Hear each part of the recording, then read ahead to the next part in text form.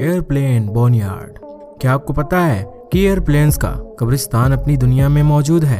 Tucson Arizona में स्थित खराब प्लेन्स का ये ग्रेवयार्ड असल में गूगल मैप पर बिल्कुल साफ दिखाई देता है और यहाँ पर सभी तरह के पुराने और खराब बिगड़े हुए प्लेन्स को रखा जाता है। इसीलिए इस जगह को एयरप्लेन बोनयार्ड के नाम से जाना जाता है। ऐसे इंटरेस्टिंग फैक्ट जानने के लिए चैनल को भी सब्सक्राइब करें।